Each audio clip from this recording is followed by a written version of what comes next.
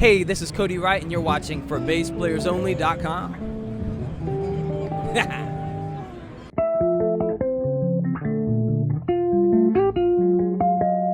Hi everyone, John Liebman here. You're watching for BassPlayersOnly.com. Coming to you today from the 2017 Winter NAMM Show, Anaheim, California, at the EBS booth, if you couldn't tell.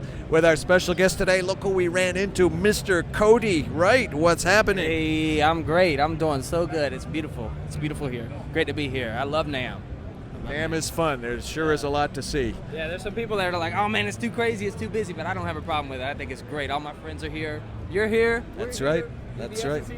What I'm talking about. Doesn't get any better than that. Doesn't get any better than that. Let's talk about you a little bit. Okay. You're one of those bass players, right? Yeah, I play 4-string electric bass. Wow. Yep. How quaint. How quaint. Yeah. That's right. Tell me, you're a Southern boy, right? You're born in Florida, lived in Virginia, Georgia. Tell us about how you were exposed to music and how you became a bass player. Well, I was exposed to music, to make a long story short. When I was like 3 or 4, my parents were really into things like Stevie Ray Vaughan, and my mom was really into Steely Dan and the more jazzier side of music. Cool parents, man. I know. My dad was into the blues, like Buddy Guy, B.B. King, and Stevie Ray. And I actually remember when Stevie Ray died, I was only 4 years old, and that was a really intense thing for me because I saw how emotional my parents got. So that told me that they really admired him and he was a powerful presence in my life.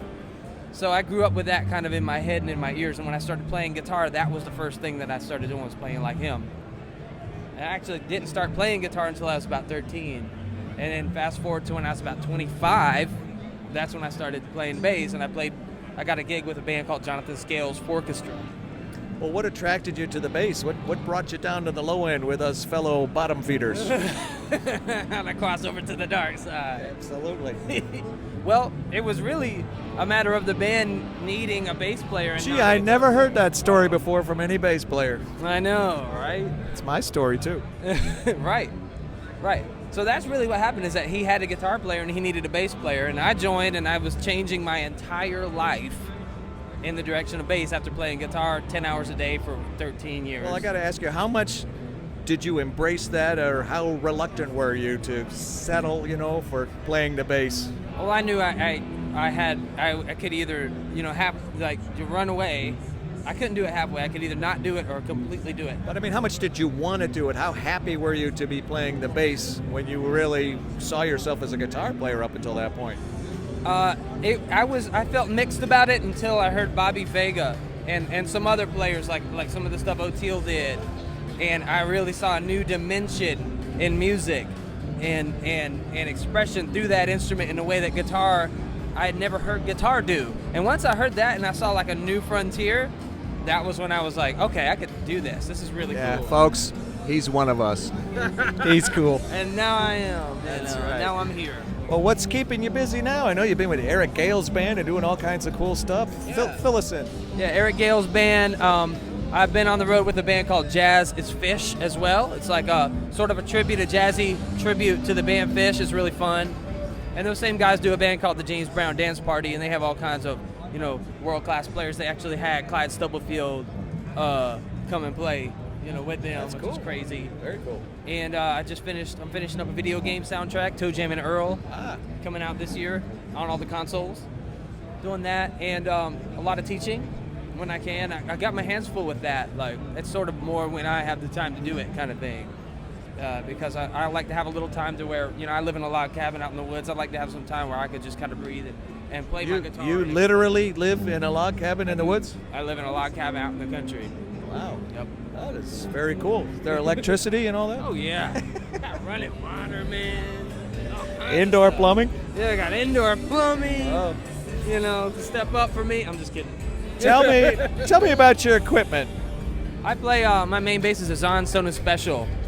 It's got Bartolini pickups in it, and it's just my sound. I've really found something that's able to work as a hybrid from guitar to bass. I use 3595 strings on it, and so I can bend like a guitar, but it's a bass. And because it has a graphite neck, the string response is still very thick and full. 35? 35 on top, 95 on bottom. That's pretty light. Yeah, it's pretty light. So everyone asks me, how are you able to, because I can go woo, woo, woo, woo, you know, and I can take this finger and I can bend a whole step with this finger. Do you have to change them more often than you would if they were heavier gauge? Not me personally. I'm not real sweaty. Like there's some people that they're sweaty or they have a different pH, you know, in their blood and stuff, and they might have to do that. No, I change my strings maybe every month and a half or so. I don't mind it when they get dead. They can get a little too dead, but I don't mind it when they get a little old. What kind of strings do you use? I use Dunlop Super Brights, and I use Zahn strings. Okay. Yep. I mentioned we are in the EBS booth. By the way, if you can hear in the background, we're being serenaded by Etienne Mbappe here. But That's crazy. Yeah. Tell me about EBS and which of their products do you use and what you like about them and all that stuff. Yeah, I have the Unichorus, and it's my favorite chorus because it's got the sound that I really want out of like playing chords. And of course you can play like whole note things too, get a more Jocko sound, but I really like a modulation effect like a chorus for things like chords, because what I like to do is play chords with our artificial harmonics, creating the entire chord. So if you do that with something like, you know, and I also have the Dynaverb, so I'll use the Dynaverb and the Unichorus together to create textures with artificial harmonics playing chord shapes and double stops. And I have a song called Lone Wolf that's coming out on my CD. There's a bunch of videos of me playing it. And those two effects together I use to kind of create the sound that is that song through playing those chords with artificial harmonics.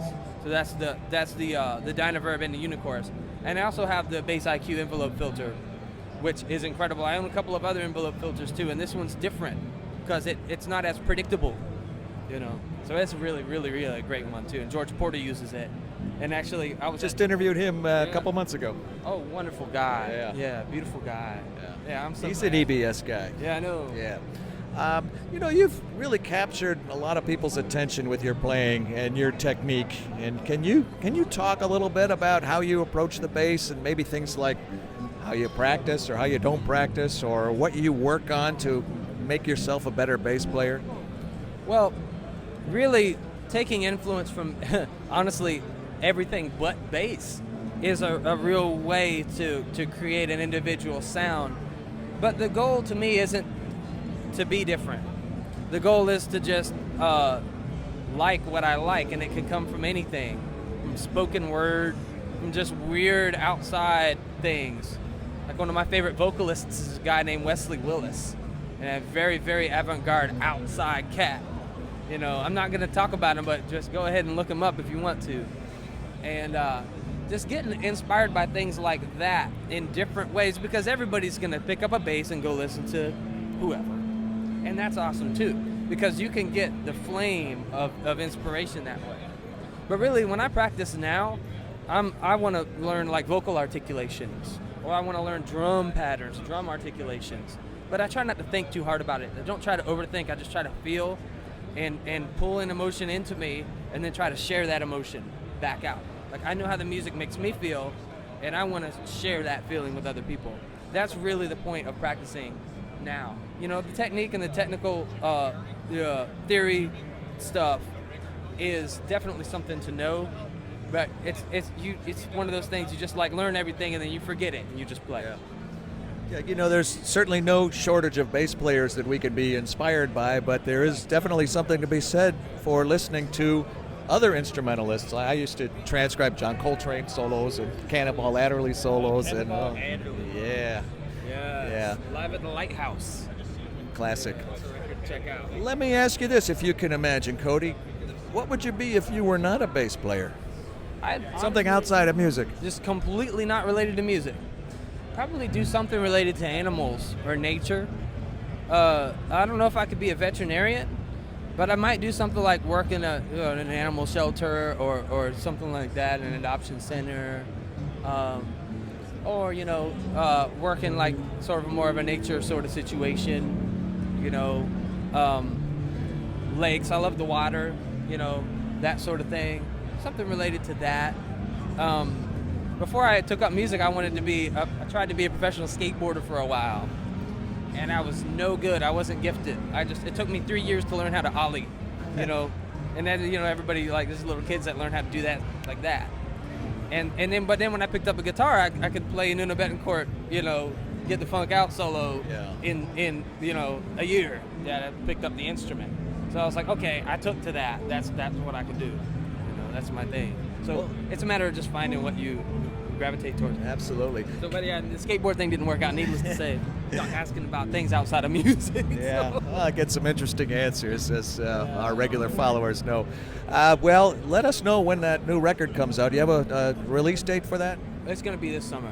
Okay. I'm going to have the single Lone Wolf is going to be coming out before that. I'm going to release that as a single and really push that. Okay. And I am going to use the EBS Unichorus and the Dynaverb on that one. Okay, be sure to keep us posted on all that stuff, and we will impart that to our audience as well. Absolutely. Cody Wright, An honor to be here. congratulations on your success and on your career and all the good stuff. Yeah, man. And keep doing it, and we will keep enjoying it. Yeah, and everybody out there, just keep doing what you do and love the music that you love. And it doesn't matter what instrument you're pulling from. Even you could pull from a rock or a tree or the sand. You can find something in anything to be inspired by if you're in tune with it. They asked Sun Ra one time, what inspires you right now? He's like, clouds, rocks. I saw him one time, Sun Ra, Yeah. and I heard an interview on the radio. He said, "Don't call me a musician. I am a tone scientist." Sun Ra. All right, I think we better leave it at that. right. On location from the EBS booth. Hey, Etienne, go! At the 2017 Winter NAMM Show, Anaheim, California, with our special guest and good friend Cody Wright. I'm John Liebman. You're watching for BassPlayersOnly.com.